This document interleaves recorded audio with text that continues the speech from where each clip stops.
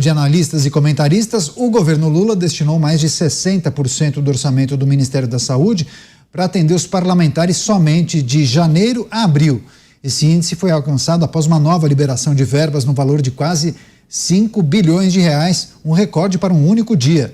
Essas emendas são impositivas, ou seja, serão pagas conforme o interesse dos parlamentares. Ao todo, já foram liberados 14 bilhões de reais até o dia 30 de abril, e esse valor deve aumentar ainda mais com a liberação das chamadas emendas PIX. Inclusive, esse termo foi utilizado primeiramente pelo José Maria Trindade. A destinação dos recursos ocorre em meio à crise entre os poderes legislativo e executivo.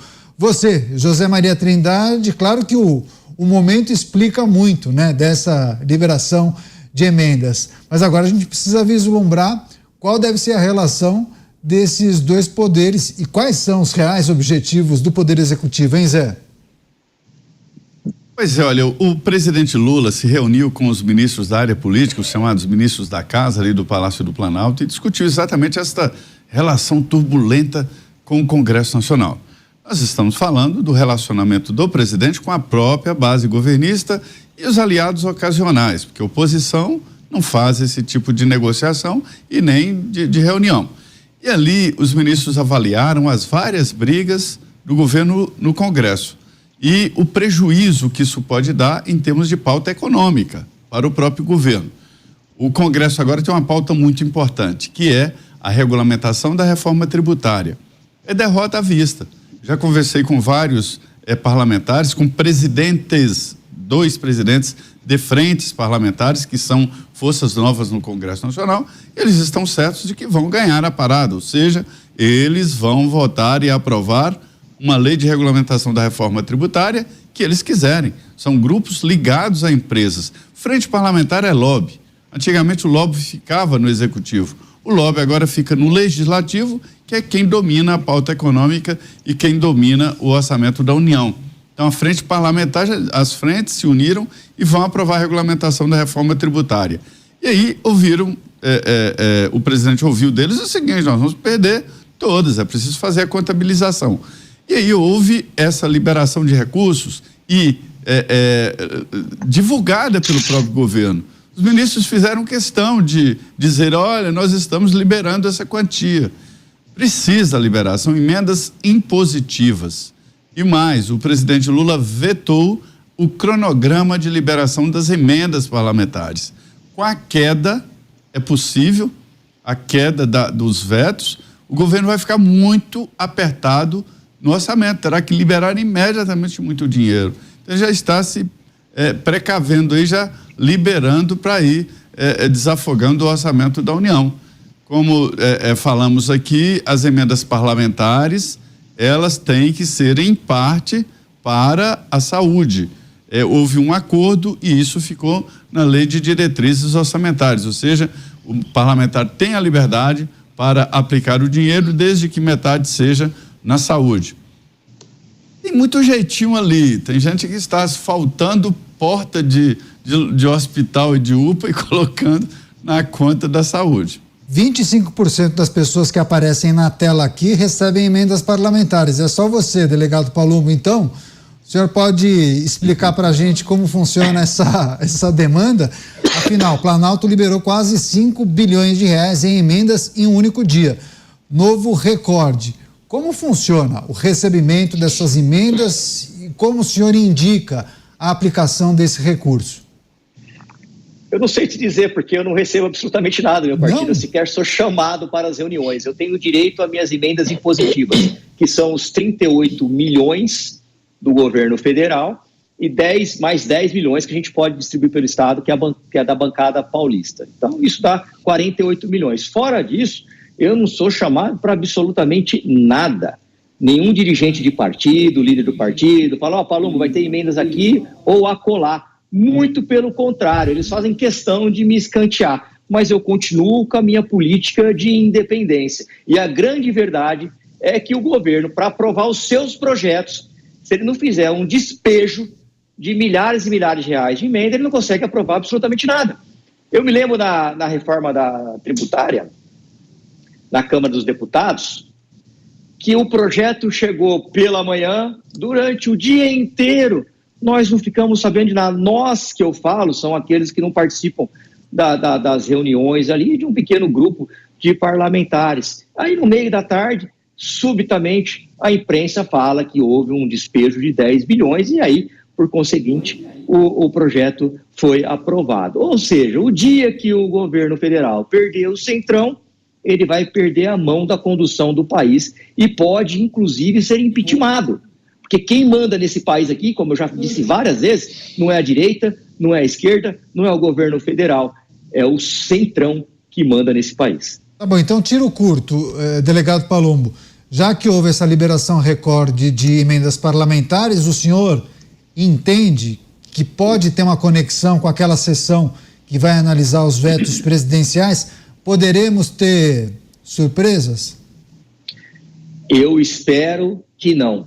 Mesmo porque eu vou fazer questão de tirar foto do painel, de verificar como votou cada político, principalmente no tocante ao veto da saidinha. Que embora o governo fale que foi só um pedacinho, isso não é verdade. É como se ele tivesse feito um bolo de brigadeiro e tirasse o brigadeiro. Então nós vamos ficar atentos a isso. Eu espero que isso não aconteça. 5 bilhões de emendas parlamentares liberadas em um único dia, Cristiano Beraldo, recorde, hein? Pois é, uma festa, 5 bilhões, né? Cada um pode pensar aí o que faria com 5 bilhões quando chega a Mega Sena da virada. Ano passado acho que deu 250 milhões, né? Uma coisa assim. Fica todo mundo pensando, planejando, imaginando. Agora imagina você gastar 5 bi do dinheiro dos outros. É uma moleza. Gasta num dia mesmo, vai lá, Pix para todo mundo. Porque o dinheiro não é deles, o dinheiro é nosso. E gastar o nosso dinheiro é facílimo. Eles são especialistas em gastar o nosso dinheiro. Sobretudo para quem ficou aí anos afastado, né, com as mãos longe desse bolo, dessa grana que faz o Brasil andar, graças, como disse o delegado, graças ao Centrão. É isso que acontece. Então, no fundo, a gente fica imaginando que há discussões de altíssimo nível sobre projetos, né? Aquilo que a gente gostaria realmente de ouvir, né? Projetos, aquele Brasil equilibrado que funciona, que vai melhorar em várias áreas, que vai prosperar, mas não.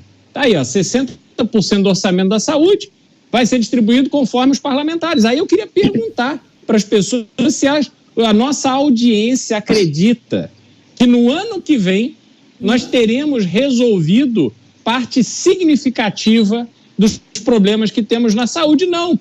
Nós, ano que vem, daqui a um ano, 12 meses, podem anotar aí, nós estaremos falando dos mesmíssimos problemas nos mesmos lugares. A população continuará desassistida, continuará dependendo do deputado, do político ali, do bairro, da região dela, para conseguir, por favor, uma ambulância, para levar meu pai que está doente, precisa para o hospital aqui está ruim, não funciona da cidade, precisa ir na cidade vizinha. O senhor consegue uma ambulância? Consigo, meu eleitor. Vou mandar a ambulância buscar seu pai aí. Mas não esqueça, hein? O voto da família tem que ser em mim. É assim que é a dinâmica. Esse dinheiro serve para isso, para fazer campanha eleitoral com uma fantasia de despesa na saúde. Então é realmente uma grande palhaçada. Um país onde a gente vê essa grana sendo gasto nessa velocidade, desse jeito, a gente olha para a justiça, o que pesa é a popularidade, né? A pressão popular, segundo a nossa discussão mais cedo aqui com o Zé Maria, enfim, tá muita coisa errada, né? É isso, recebendo as pessoas também pela rede de rádios, estamos repercutindo a informação, a notícia da liberação recorde de emendas parlamentares, 5 bilhões de reais em um único dia. Parlamentares vão receber 60% do montante destinado ao Ministério da Saúde.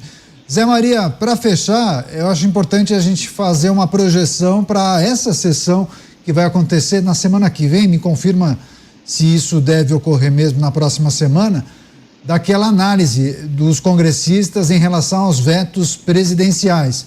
Muitos entendem que essa liberação, uma semana antes, tem uma conexão com essa apreciação. E também há quem entenda que o veto no projeto da saidinha seria boi de piranha. Ou seja, o governo já admite derrota, vão derrubar o veto, não tem problema para o governo, está preocupado de fato naqueles dispositivos que podem atrapalhar o caixa do governo, aquelas medidas que impactariam no caixa. O que a gente pode vislumbrar para a próxima semana? É exatamente isso. A fila de vetos aumentou e foi um erro estratégico do governo. Não pode acontecer isso porque o Congresso é muito ágil para fechar acordos, né? Vive disso. E aí se faz aquela história, a troca de vetos. Eu voto no seu veto, você vota no meu veto. E aí fecha tudo contra o governo. Os vetos são todos feitos num dia, né? Então, qual é a estratégia do governo? É tentar salvar os vetos ao orçamento, a LDO, porque lá está o cronograma de liberação das emendas. Se voltar o cronograma, o governo tem que liberar rapidamente muitas emendas parlamentares sob pena de cometer crime de responsabilidade, né? Além disso, tem as emendas de comissão, 6 bilhões de reais. Esse dinheiro aí é gerido por líderes, que o deputado Palum fala muito bem, quem não participa da chamada igrejinha ali, não põe a mão nesse dinheiro, não. E pelos presidentes da Câmara e Senado. Então, essa é a realidade. Beraldo, esse tempo aí da inocente ambulância já passou. Eles adoram obra. É obra que faz emendas parlamentares, né? Construir, eles são loucos. Se o prefeito quiser, o prefeito me falou, se quisesse construir uma UPA por mês, ele conseguiria dinheiro. Mas por que ele não aceita? Porque sabe que junto com o dinheiro para construir a UPA, vai os 10% para o deputado. E fica para o prefeito o quê? Para contratar enfermeiro, contratar médico e tal. Então, veja como a política anda. Então, obra eles adoram. Eu não sei por que até hoje, viu? Quer fazer um complemento, Beraldo? Não, aí a gente vê essa quantidade de UPA com obra que não termina nunca. Sempre tem alguma coisa, sempre tem uma tendência. Sem médico, porque não pode ficar pronta, né? Então, realmente, é um vexame, só que a população que realmente precisa da assistência médica, essa sofre de verdade. É de cortar o coração quando você vê a cena de uma família que precisa de um atendimento médico para alguém e não consegue, ver aquela pessoa sofrendo, né? Às vezes entra numa UPA, uma fila enorme, fica ali acomodado de qualquer jeito e tal, é algo desumano. E a gente está nesse ponto da saúde pública brasileira porque a gente tem esse tipo de conduta por parte daqueles que controlam a grana que deveria estar sendo investida para melhorar a condição de vida das pessoas. É realmente assim, muito triste. Essas pessoas perderam a alma. Essas pessoas realmente elas não têm nenhuma conexão verdadeira com Deus ou com ninguém, só pensam no seu próprio umbigo, no seu próprio bolso e, no fundo, que se dane a população que precisa. Antes de virar a página, eu acho que o delegado Palumbo tem um complemento a fazer, não é isso, delegado? Por favor. Zé Maria, isso não acontece no Brasil, não, isso acontece na Suíça, isso. Você parece que você está lá, você realmente está dentro do parlamento, né? Porque você está todos os dias em Brasília, no Congresso Nacional, e infelizmente, exatamente isso. Só morre pessoas em fila de hospital, em corredor de hospital, sem cirurgia, sem médico, sem enfermeiro, sem medicação, porque tem a maldita corrupção. Tem a maldita corrupção dos 10, 15, 20%, que acontece em todas as esferas. Claro que não são todos os parlamentares que se utilizam desse subterfúgio, dessa atividade criminosa, diria eu. Mas, infelizmente, aqueles que fazem isso. E eu já recebi propostas indecorosas de gente que procurou meus advogados aqui em São Paulo, perguntando, olha, quer que volta? Aí foram enxotados lá, definitivamente defenestrados pelo doutor Jonas e pela doutora Dani. Agora, tem alguns parlamentares que se submetem a isso. Eles são os responsáveis por essas mortes em corredores, em hospitais e pela falta, pelo sucateamento do sistema de saúde do Brasil. Tá certo, a gente vai seguir monitorando.